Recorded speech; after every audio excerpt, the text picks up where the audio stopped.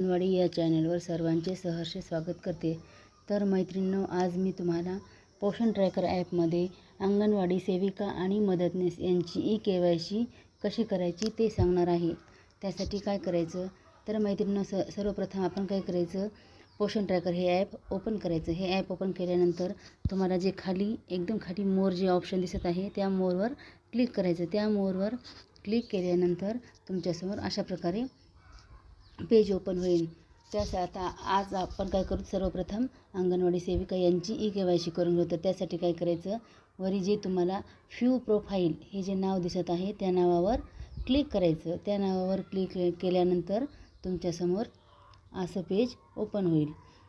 तर इथं जी माय प्रोफाईल दिसत आहे त्या माय प्रोफाईलवर गेल्यानंतर तुम्ही त्या माय प्रोफाईलच्या बाजूला जे 3 डॉट्स दिसत आहेत त्या डॉट्सवर क्लिक करायचं। तिथे क्लिक केल्यानंतर तुमच्यासमोर असं पेज ओपन होईल आणि खाली अपडेट प्रोफाईल हे नाव दिसेल। हे नाव दिसल्यानंतर तुम्ही काय करायचं, परत त्या अपडेट प्रोफाईलवर क्लिक करायचं आणि असं मग माय प्रोफाईल म्हणजे इथं त्या अंगणवाडी सेविकेची पूर्ण प्रोफाईल ही तुमच्यापुढे ओपन झालेली दिसेल। तर इथं सुरुवातीला काय करायचं, आधार नंबर, इथं त्या सेविकेचा आधार नंबर टाकायचा, खाली तिचं पूर्ण नाव टाकायचं, इथं डेट ऑफ बर्थ टाकायची, ईमेल ID टाकायचा आणि त्यानंतर खाली मोबाईल नंबर टाकायचा। त्याच्या खाली परत तिला किती वर्षाचा अनुभव आहे ते टाकायचं आणि खाली हायेस्ट एज्युकेशन क्वालिफिकेशन म्हणजे तिचं शिक्षण किती, तिनं हायेस्ट शिक्षण किती केलेलं आहे इथं ते क्वालिफिकेशन तिचं इथं टाकायचं। आणि इथं शिक्षण टाकल्यानंतर तुमच्यासमोर परत शिक्षण टाकल्यानंतर त्या खाली पेजवर तुम्हाला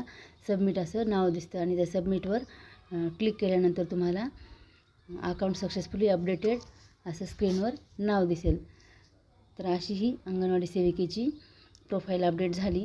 आणि ही प्रोफाईल अपडेट झाली का नाही हे पाहण्यासाठी परत काय करायचं, पोषण ट्रॅकर हे आपलं लॉग इन करायचं आणि लॉग इन करून परत बघायचं। तर तिथं तुम्हाला अंगणवाडी सेविकेची ई-KYC कंप्लीट असं नाव दिसेल। आता यानंतर आपण अंगणवाडी मदतनीसची प्रोफाईल अपडेट करूत। तर त्यासाठी काय करायचं, परत तुम्ही पोषण ट्रॅकर ह्या ॲपवर जायचं आणि ह्या ॲपवर गेल्यानंतर तुम्हाला अपडेट AWH प्रोफाईल असं नाव दिसेल। त्या नावाच्या समोर जो ॲरो दिसत आहे त्या ॲरोवर क्लिक करायचं। त्या ॲरोवर क्लिक केल्यानंतर तुमच्यासमोर परत सेविकेसारखंच असं हेल्परचं किंवा AWH प्रोफाईल म्हणून अपडेट प्रोफाईल असं नाव दिसेल। परत इथं 3 डॉटवर गेल्यानंतर अपडेट प्रोफाईल हे नाव आल्यानंतर काय करायचं, अपडेट प्रोफाईल आल्यानंतर परत असं मग टच केल्यानंतर तुमच्यापुढे हेल्पर प्रोफाईल अशी तिची प्रोफाईल पूर्ण दिसेल। म्हणजे तिथं आता मदतनीसची आपल्याला प्रोफाईल अपडेट करायची आहे। तर इथं काय करायचं, इथं पण तेच करायचं। इथं मदतनीसचा आधार नंबर टाकायचा, खाली तिचं नाव टाकायचं, नंतर तिची जन्मतारीख, नंतर जेंडर निवडायचं फिमेल म्हणून, आणि इथं ईमेल ID, इथं मोबाईल नंबर, खाली परत तिला किती वर्षाचा अनुभव आहे तो तिचा अनुभव टाकायचा।